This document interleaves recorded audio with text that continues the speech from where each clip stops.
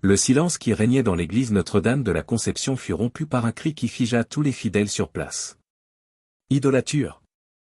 Vous vénérez des pierres et rejetez le vrai Dieu. Le pasteur Thomas Silva pointa un doigt accusateur vers l'image de Marie qui se trouvait sur l'autel.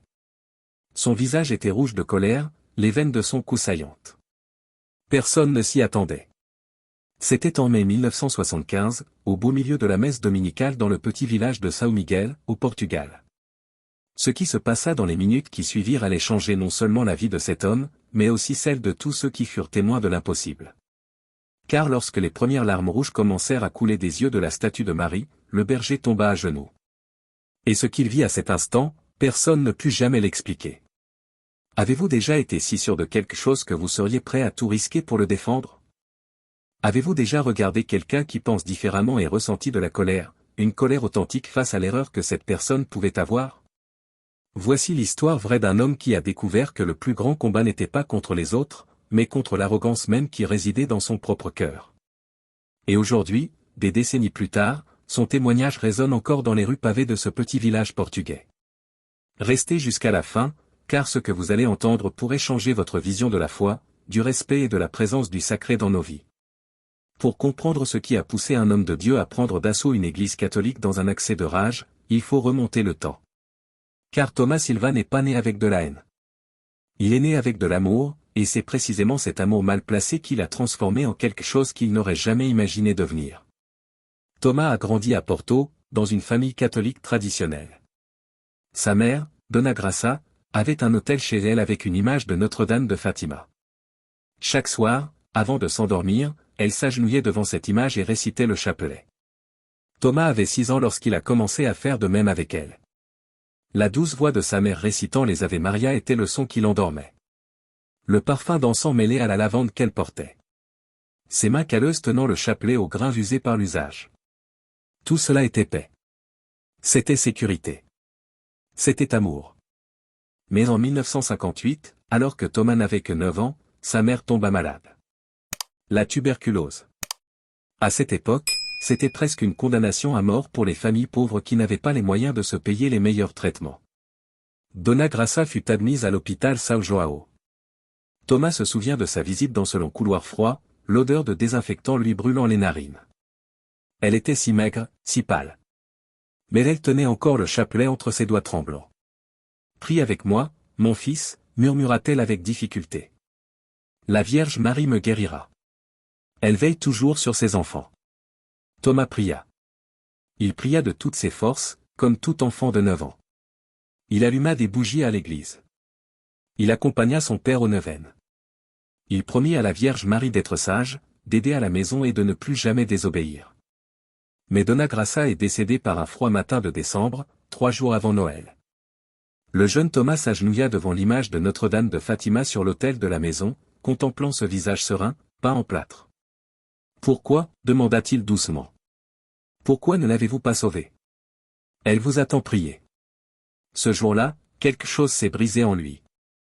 Mais la douleur est restée cachée, latente, en attente. Les années passèrent. Thomas grandit en aidant son père dans son atelier de menuiserie. C'était un garçon calme et sérieux qui souriait rarement. À 18 ans, il abandonna l'église catholique. Sans faire de vagues, il cessa simplement d'y aller. Il cessa de prier.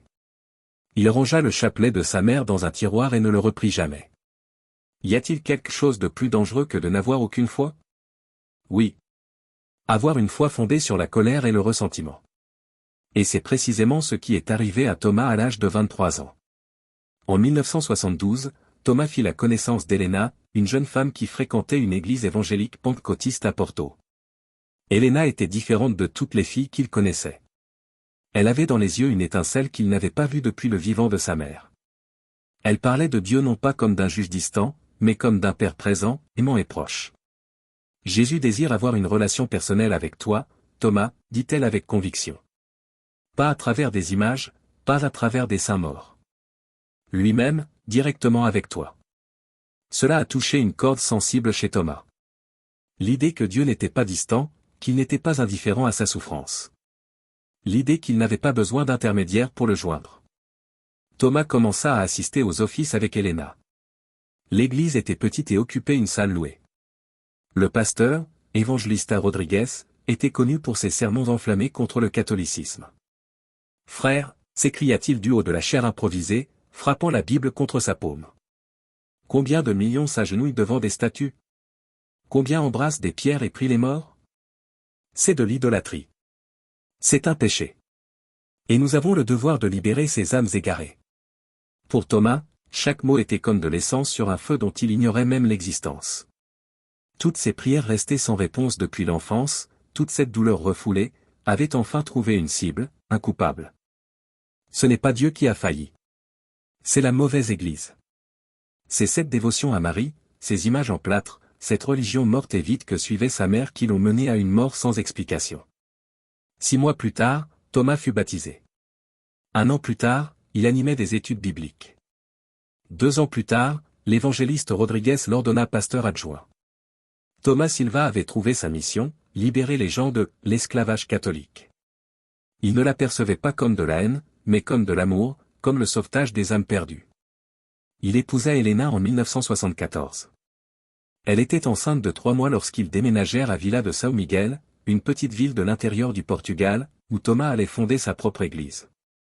São Miguel ne comptait que 5000 habitants. 90% d'entre eux étaient de fervents catholiques. L'église Notre-Dame de la Conception se dressait au centre de la place principale. Construite au XVIIe siècle, elle se distinguait par ses carreaux bleus et blancs sur ses murs extérieurs et son clocher qui sonnait à 6 heures du matin et à 6 heures du soir. Thomas loua une petite chambre dans la rue parallèle et commença à prêcher. Les premiers mois, seule Helena et 2 curieux se présentèrent. Mais Thomas ne se découragea pas. Il distribua des tracts dans les rues et fit du porte-à-porte.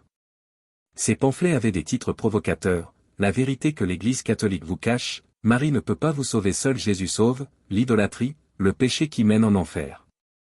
Les catholiques de la ville commencèrent à le regarder avec suspicion, voire avec colère. Le père Miguel, curé de Notre-Dame de la Conception, était un homme âgé et patient qui tenta à plusieurs reprises de dialoguer avec Thomas. « Mon fils, dit le prêtre lors d'une de ces réunions, à la porte de l'église, pourquoi tant de haine? Nous pouvons avoir des doctrines différentes et nous respecter malgré tout comme des frères en Christ. » Frère, répondit Thomas avec dédain. Comment pourrais-je appeler frère quelqu'un qui adore des idoles? Vous vous agenouillez devant des statues. Vous priez Marie comme si elle était Dieu. C'est un blasphème. Le prêtre soupira, secoua tristement la tête et rentra dans l'église. Cela ne fit que renforcer la conviction de Thomas. Il interpréta le silence du prêtre comme une défaite, un aveu d'absence d'argument. La tension montait de semaine en semaine dans le petit village de São Miguel. Il existe un proverbe qui dit « L'orgueil précède la chute ». Et le 17 mai 1975, un dimanche ensoleillé, Thomas Silva était sur le point de découvrir le véritable sens de ces mots. Car parfois, Dieu doit nous terrasser pour que nous puissions véritablement nous relever. Ce matin-là, Helena était chez elle, enceinte de 8 mois. Le bébé allait naître dans quelques semaines. Thomas se réveilla avec une étrange sensation dans la poitrine, une agitation inexplicable. Pendant le petit déjeuner, Helena lui prit la main et dit « Chérie, j'ai fait un rêve étrange la nuit dernière. J'ai rêvé que tu étais dans une église, et une femme vêtue de bleu pleurait. Elle te regardait avec une telle tristesse. » « Un rêve n'est qu'un rêve, répondit Thomas en retirant doucement sa main. Il a probablement mangé quelque chose de lourd avant de s'endormir. Mais ces mots continuèrent de résonner dans son esprit toute la matinée. Ce dimanche-là, seulement 12 personnes assistaient à l'office dans sa salle. Thomas prêcha sur Exode 20h4, « Tu ne te feras point d'image taillée, ni de représentation quelconque des choses qui sont en haut dans les cieux, ni de celles qui sont en bas sur la terre, ni de celles qui sont dans les eaux sous la terre. » Sa voix était plus forte que d'habitude, plus agressive. Il sentait la frustration monter. Il passa 1 an à prêcher à São Miguel sans obtenir de résultats significatifs. Pendant ce temps, l'église Notre-Dame de la Conception était toujours pleine. Il voyait les gens aller et venir, menant une vie paisible, avec une foi inébranlable et une dévotion sans faille envers Marie. Après l'office, sur le chemin du retour, Thomas traversa la place. Les cloches de l'église catholique sonnaient, appelant les fidèles à la messe de 11 heures. Il s'arrêta et observa les gens entrer. Des personnes âgées, des jeunes, des enfants. Tous vêtus de leurs plus beaux habits du dimanche. C'est alors que quelque chose s'est brisé en lui. Toute la colère accumulée au fil des années, toute la douleur non résolue de la mort de sa mère, toute la frustration de son ministère infructueux, tout a explosé d'un coup. Thomas traversa la place d'un pas déterminé. Il gravit les 3 marches de pierre à l'entrée de l'église. Il poussa les lourdes portes en bois qui s'ouvrirent en grinçant bruyamment. La messe avait déjà commencé. Le père Miguel, dos à l'entrée, se trouvait à l'autel et célébrait la consécration. Environ 200 personnes occupaient les bancs. Thomas descendit le couloir central. Ses pas résonnèrent sur le sol de pierre. Les têtes se tournèrent. Des murmures se répandirent comme des vagues. Arrivé devant l'autel, à seulement 5 mètres de celui-ci, il s'arrêta. Le père Miguel se retourna, tenant toujours l'hostie dans ses mains, les yeux écarquillés. Et alors Thomas cria de toutes ses forces. Idolature! Vous vénérez des pierres et rejetez le vrai Dieu. Le silence qui s'abattit sur l'église était assourdissant. Regardez-vous, poursuivit-il en désignant la statue de Marie qui se dressait dans une niche surélevée à droite de l'autel. Agenouillée devant une image faite de mains humaines. Croyant qu'une femme morte il y a 2000 ans puisse intercéder pour vous. Marie ne peut pas vous sauver. Marie n'entend pas vos prières. Marie est morte et enterrée comme tout autre être humain. Des femmes se mirent à pleurer. Des hommes se levèrent de leur siège, indignés. Le père Miguel leva la main, appelant au calme. Pasteur Thomas, dit le prêtre d'une voix tremblante, je vous en prie, c'est un lieu sacré. Si vous souhaitez parler, nous pouvons. Sacré, l'interrompit Thomas. Comment un lieu rempli de blasphème peut-il être sacré? Vous appelez Marie Mère de Dieu, Reine du ciel, comme si elle était divine. Vous la priez comme si elle pouvait accomplir des miracles. C'est du péché. Thomas se tourna vers l'assemblée, les yeux exorbités, le visage rouge. Réveillez-vous. Vous avez été trompés pendant des siècles. Le salut ne vient que de la foi en Jésus, et non de Marie, des saints ou des images. Repentez-vous de cette idolâtrie avant qu'il ne soit trop tard. C'est alors que c'est arrivé. L'un des hommes au premier rang, Monsieur Antonio, un fermier de 60 ans, a crié, sortez d'ici. Respectez notre foi. D'autres commencèrent à se lever en murmurant, certains s'avançant. Mais avant que quiconque puisse s'approcher de Thomas, avant que le père Miguel puisse dire quoi que ce soit. Un cri perçant de femme déchira l'air. L'image. Regardez l'image de Notre-Dame. Tous les regards se tournèrent vers la statue de Marie. Et là, descendant lentement des yeux de l'image en marbre blanc, 2 lignes rouges coulaient le long du visage. Sang. La statue de Notre-Dame de la Conception pleurait du sang. Il arrive un moment dans la vie où toutes nos certitudes s'effondrent. Un moment où l'impossible devient indéniable. Pour Thomas Silva, ce moment est arrivé lorsqu'il a vu du sang couler des yeux d'une statue de pierre. Mais ce qui s'est passé ensuite, personne ne s'y attendait. Le premier réflexe de Thomas fut de crier « piège ». Manipulation. Mais les mots restèrent coincés dans sa gorge. Parce qu'il n'était qu'à 5 mètres de la statue. Il voyait parfaitement. Il n'y avait ni tuyau caché, ni mécanisme. Le sang jaillissait simplement des yeux de marbre, ruisselant lentement, épais, d'un rouge vif sur les visages sculptés. Les gens commencèrent à se lever et à s'agenouiller. Certains pleuraient à chaudes larmes. D'autres priaient à voix haute. Le père Miguel tomba lui aussi à genoux, faisant le signe de croix à plusieurs reprises, sa voix tremblante récitant une prière en latin. Non, non. Balbutia Thomas en reculant d'un pas, ce n'est pas réel. Ça ne peut pas être réel. Mais alors, quelque chose d'encore plus impossible s'est produit. La statue a bougé la tête. Ce fut un mouvement léger, presque imperceptible. Le visage de marbre qui regardait auparavant droit devant lui était maintenant incliné, fixant Thomas. Les yeux de pierre, désormais baignés de sang, le fixèrent.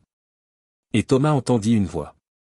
Ce n'était pas une voix audible, elle ne venait pas de l'extérieur. Elle venait de l'intérieur, du plus profond de son âme. Une voix féminine, douce, mais chargée d'une douleur déchirante. Pourquoi faites-vous du mal à mes enfants? Thomas sentit ses jambes flancher. Il tomba à genoux sur le sol de pierre froide. Ses mains tremblaient violemment. Non, essaya-t-il de dire, mais il n'arrivait pas à formuler des phrases complètes. La voix continua, plus douce maintenant, presque un murmure. Tu portes tant de souffrance, mon fils. La douleur d'avoir perdu ta mère. Mais tu as transformé cette douleur en une arme contre mes autres enfants. Tu crois servir mon fils Jésus, mais tu ne fais qu'alimenter ton propre ressentiment. Les larmes se mirent à couler sur le visage de Thomas. Il n'avait pas pleuré depuis le jour des funérailles de sa mère, 17 ans auparavant. Elle a tellement prié. Sanglota Thomas, les mots lui échappant enfin. Ma mère vous a tellement prié, et vous ne l'avez pas sauvée. Vous l'avez laissé mourir. Le silence était absolu dans l'église. Tous les regards étaient tournés vers l'homme qui, quelques minutes auparavant, proférait des blasphèmes, maintenant à genoux, pleurant comme un enfant. La voix répondit, et elle était empreinte d'une telle compassion que Thomas eut l'impression d'être enlacé. Mon fils. J'étais à ses côtés à chaque instant de sa souffrance. Je lui tenais la main en secret. J'essuyais ses larmes lors des nuits solitaires à l'hôpital. Et lorsqu'elle a fermé les yeux pour la dernière fois, je l'ai portée dans mes bras jusqu'à mon fils. Elle n'a pas été abandonnée. Elle a été aimée. Thomas releva la tête et, à travers ses larmes, contempla la statue.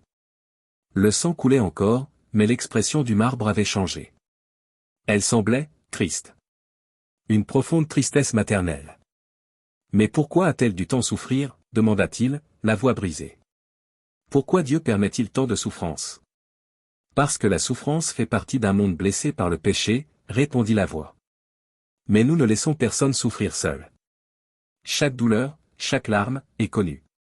Elle est aimée. Elle est rachetée. La mort de ta mère n'était pas la fin. C'était le commencement d'une vie nouvelle et pleine, sans douleur, sans souffrance, en présence de Dieu. Quelque chose en Thomas commença à s'effriter. Le mur qu'il avait construit autour de son cœur pendant 17 ans s'écroulait, pierre par pierre. J'avais tellement tort. Murmura-t-il. J'ai blessé tant de gens. J'ai jugé, j'ai condamné, j'ai. Et maintenant, tu peux choisir un autre chemin, dit la voix, avec une tendresse que Thomas ne pouvait décrire. Tu peux choisir l'amour plutôt que la haine. Le pont plutôt que le mur. L'humilité plutôt que l'arrogance. C'est alors que Thomas sentit une main sur son épaule. Il leva les yeux et vit le père Miguel agenouillé près de lui. Le visage du vieux prêtre était lui aussi baigné de larmes. Mon fils, dit doucement le prêtre, nous portons tous des souffrances. Nous avons tous des cicatrices. Mais Dieu peut guérir. Marie peut intercéder. Les saints peuvent nous aider. Non pas parce qu'ils sont des dieux, mais parce qu'ils font partie de la grande famille de Dieu, et dans une famille, personne n'affronte rien seul. Thomas regarda autour de lui. Tous ceux qu'il avait traités d'idolâtres, qu'il avait jugés et condamnés, étaient là. Et dans leurs yeux, il n'y avait pas de colère. Il y avait de la compassion. Certains priaient pour lui. C'est alors que se produisit le deuxième miracle de cette matinée. Donna Béatrice, une dame de 70 ans assise au troisième rang, a crié. Père. Père Miguel. Je peux marcher. Le prêtre se retourna brusquement. Donna Béatrice était debout, sans les béquilles qu'elle utilisait depuis 5 ans, depuis qu'un AVC avait paralysé sa jambe gauche. Elle fit un pas. Puis un autre. Puis elle se mit à courir dans le couloir, pleurant et riant à la fois, en criant. Miracle. C'est un miracle. Ma jambe. Je peux sentir ma jambe. L'église a explosé de larmes et de louanges. Les gens s'étreignaient, criaient et tombaient à genoux. Thomas regarda de nouveau la statue de Marie. Le sang avait cessé de couler. Le visage de marbre était redevenu serein, le regard droit devant lui comme toujours. Mais au sol, autour du socle de la statue, les gouttes de sang persistaient. Réel. Incontestable. Et puis la voix se fit entendre une dernière fois, plus douce qu'un murmure. Va en paix, mon fils. Et souviens-toi, la vérité n'a pas besoin de violence. L'amour n'a pas besoin de condamnation. Sers Jésus avec humilité, et non avec arrogance. Thomas sentit une paix l'envahir. Une paix qu'il n'avait plus ressentie depuis son enfance, lorsque sa mère le serrait dans ses bras avant de dormir. Il se leva lentement, en s'appuyant sur le bras du père Miguel. Ses jambes tremblaient encore. Il regarda l'assemblée. Des centaines de regards étaient fixés sur lui. Puis, d'une voix rauque à force de pleurer, il dit. Pardonnez-moi. Je vous en prie, pardonnez-moi. J'étais si aveugle, si pleine de rage, si dans l'erreur. Le silence ne dura que 2 secondes. Et puis, un à un, Les gens ont commencé à s'approcher. Non pas pour l'attaquer, mais pour l'enlacer. Mais cette histoire ne s'arrête pas là, dans cette église, en mai 1975. En réalité, elle ne faisait que commencer. Car un miracle peut changer un instant, mais la véritable transformation s'opère dans les jours, les semaines et les mois qui suivent. Et le chemin de Thomas Silva ne faisait que commencer. Dans les jours qui suivirent le miracle, la nouvelle se répandit comme une traînée de poudre dans toute la région. Des journalistes affluèrent de Lisbonne et de Porto. La statue fut examinée par des scientifiques, des théologiens et des sceptiques. Le sang présent sur le socle de la statue a été prélevé et analysé. Il s'agissait de sang humain, de groupe sanguin AB positif. Aucune explication scientifique n'a été trouvée quant à sa présence sur une statue en marbre massif vieille de plus de 200 ans. Donna Beatrice a été examinée par des médecins. Sa jambe gauche, déclarée irrémédiablement endommagée par un AVC, était parfaitement fonctionnelle. Les médecins n'ont pas pu l'expliquer. Guérison spontanée, ont-ils écrit dans leur rapport, faute de mieux. Mais pour Thomas, tout cela n'avait plus aucune importance. Les débats scientifiques, les discussions théologiques, les journalistes avec leurs caméras, tout cela n'était que du bruit. Ce qui importait, c'était le silence qu'il avait enfin trouvé en lui-même. Elena était désemparée quand Thomas est rentré ce dimanche-là. Il lui a tout raconté. Dans les moindres détails. Elle a écouté en silence, serrant son ventre de 8 mois de grossesse, les yeux écarquillés. Alors, qu'est-ce que cela signifie pour nous, demanda-t-elle lorsqu'il eut terminé. Thomas lui prit la main et dit, cela signifie que je me suis trompé. Pas au sujet de Jésus. Pas au sujet du salut par la foi. Mais au sujet de la façon dont je traitais ceux qui pensaient différemment. Au sujet de l'arrogance dont j'étais doté. Au sujet du fait d'avoir transformé ma douleur en une arme. Et notre Église, demanda Elena, inquiète. Je ne sais pas encore, admit Thomas. Mais je sais que je ne peux plus prêcher la haine déguisée en vérité. Je ne peux plus pointer du doigt et condamner. Si Jésus est amour, alors je dois vivre cet amour. Même envers ceux qui ont des doctrines différentes des miennes. Au cours des mois suivants, Thomas entreprit une profonde introspection. Il lut pour la première fois des ouvrages de théologie catholique, cherchant à comprendre véritablement les croyances de ces personnes, au lieu de se contenter de s'attaquer à des caricatures. Il découvrit que la vénération de Marie n'était pas un culte. Que les catholiques croyaient aussi que seul Jésus sauve. Que la dévotion au saint reposait sur la communion des fidèles, sur l'idée que la mort ne sépare pas la famille de Dieu. Il n'était pas d'accord avec tout. Il restait fidèle à ses convictions évangéliques. Mais à présent, il comprenait. Et la compréhension engendre le respect, non la guerre. En juillet 1975, Elena donna naissance à une fille. Ils la prénommèrent Maria Grassa. Maria, en hommage à la Vierge Marie qui avait touché le cœur de Thomas. Grassa, en hommage à sa mère, qu'il parvint enfin à honorer sans ressentiment. Lors du baptême de sa fille, célébré dans sa propre église, Thomas invita le père Miguel. Le prêtre âgé vint, s'assit au premier rang, et lorsque Thomas eut terminé la cérémonie, les deux hommes s'embrassèrent. Vous m'avez appris quelque chose, père, dit Thomas. Qu'il est possible d'avoir des convictions fortes sans avoir le cœur endurci. Le père Miguel sourit, les yeux brillants, et vous m'avez appris, pasteur Thomas, que Dieu peut transformer même les cœurs les plus blessés. Qu'il n'y a personne hors de portée de sa grâce. L'Église évangélique de Thomas a évolué.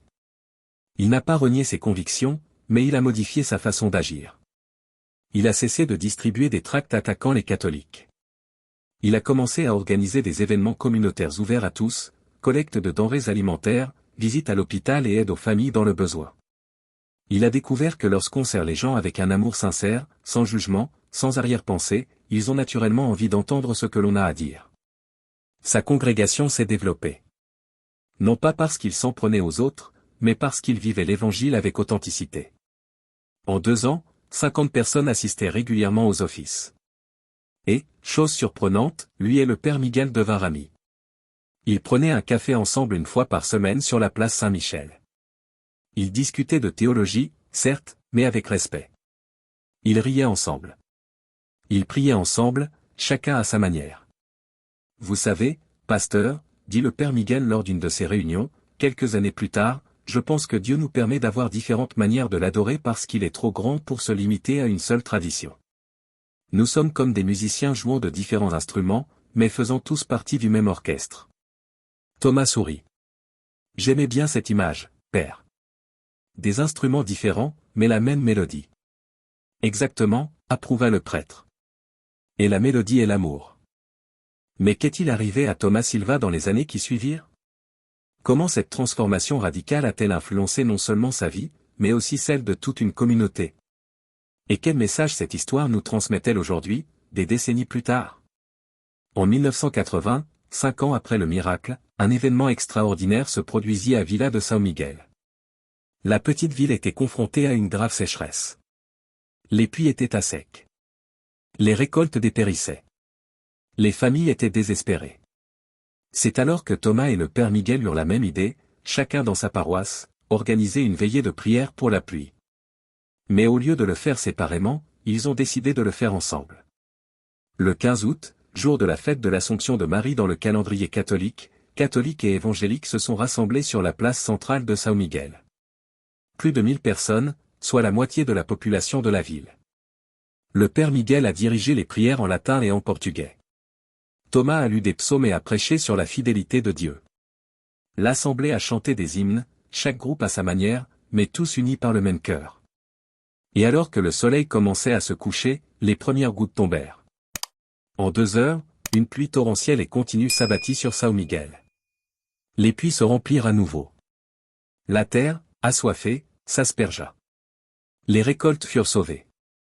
Miracle? Coïncidence? Pour ceux qui étaient présents, l'explication importait peu.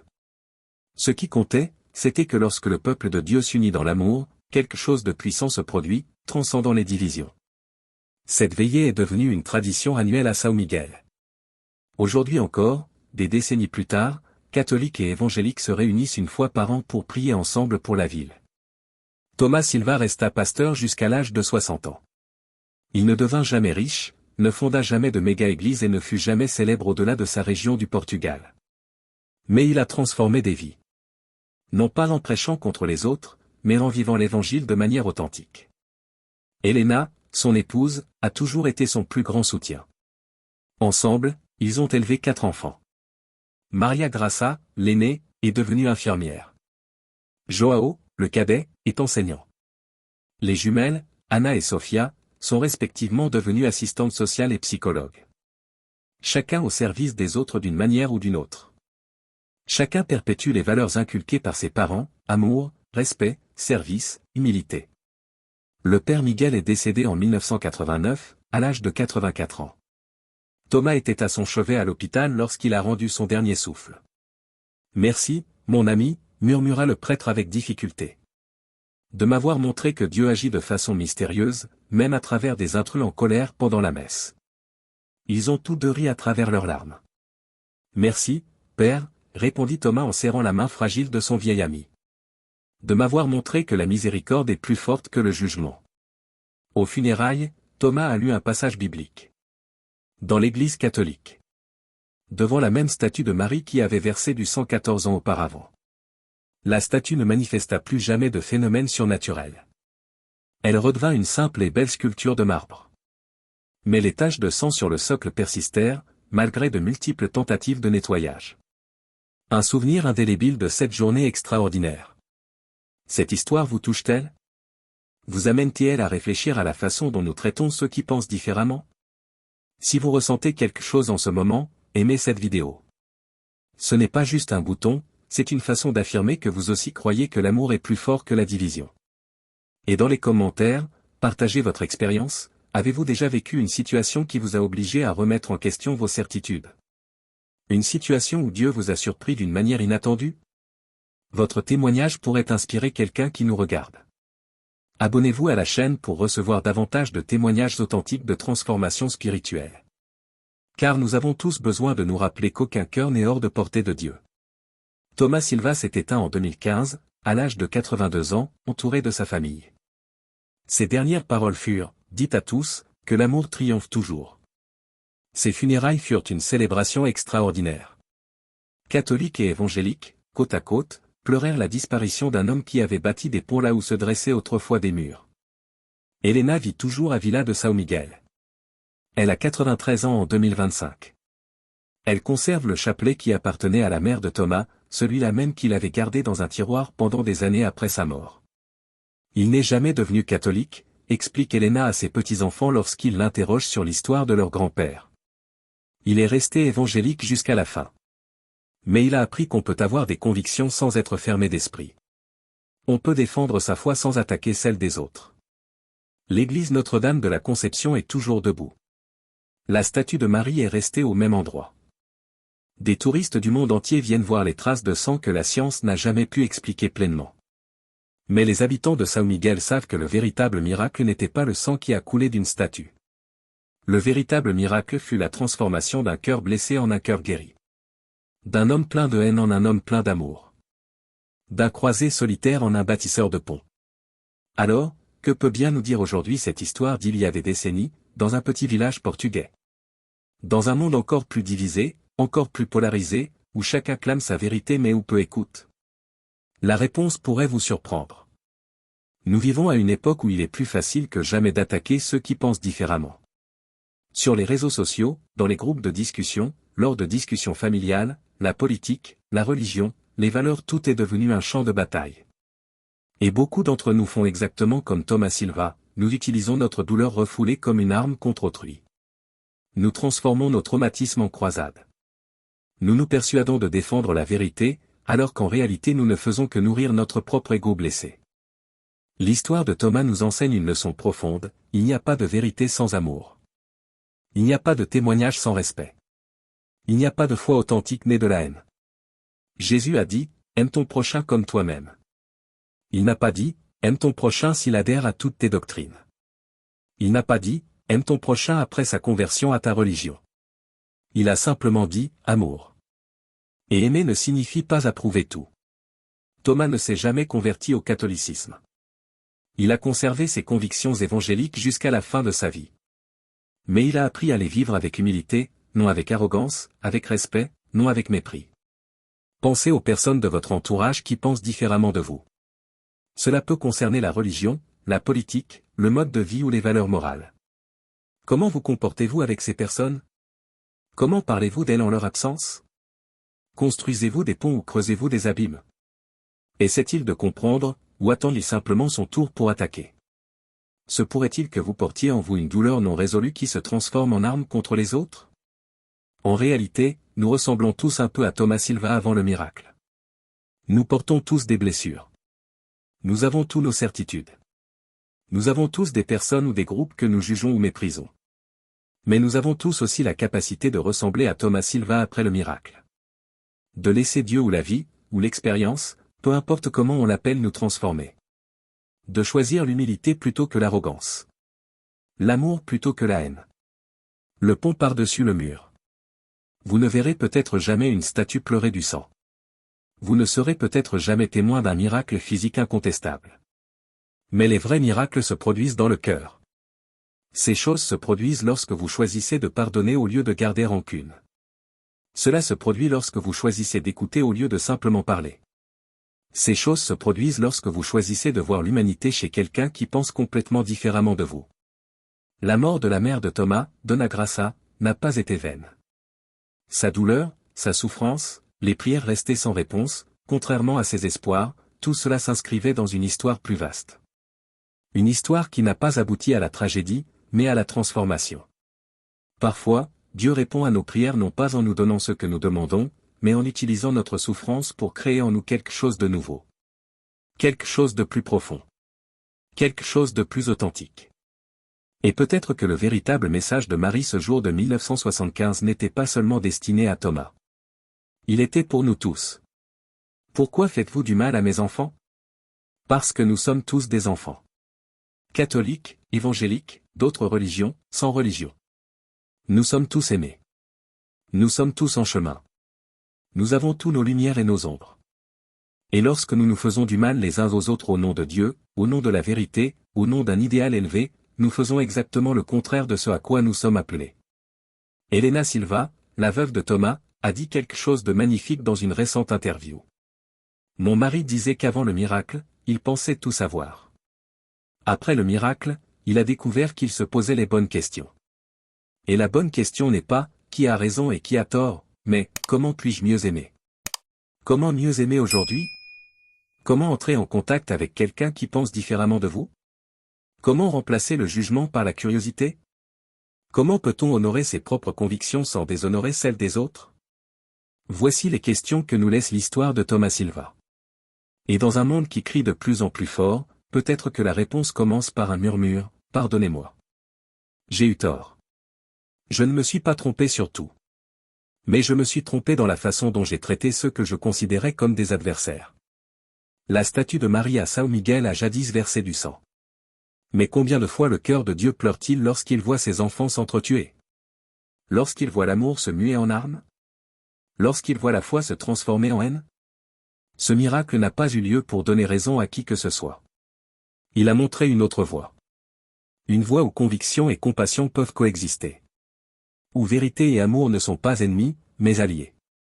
Si cette histoire vous a touché, je vous demande une chose, n'hésitez pas à la partager. Laissez un « j'aime », exprimez-vous dans les commentaires. Mais surtout, pensez à quelqu'un qui pense différemment de vous.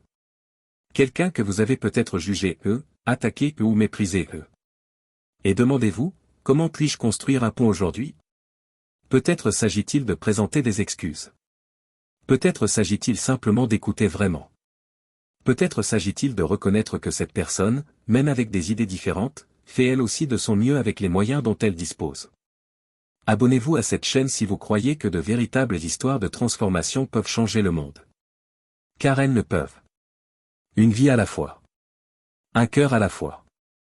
N'hésitez pas à laisser un commentaire ci-dessous, quel est l'enseignement le plus important que vous avez tiré du récit de Thomas Silva? Que allez-vous retenir de cette histoire et appliquer à votre propre vie? Car au final, nous sommes tous en chemin. Nous apprenons tous. Et aucun d'entre nous ne détient toutes les réponses. Mais si nous choisissons la voie de l'amour, du respect et de l'humilité, nous ferons ce qu'il faut. Que Dieu, Marie, les anges, l'univers, quel que soit le nom que vous préfériez donner à cette force qui nous guide, vous bénisse durant ce voyage. Et n'oubliez pas, le vrai miracle n'est pas de voir une statue pleurer du sang. Le véritable miracle, c'est un cœur transformé.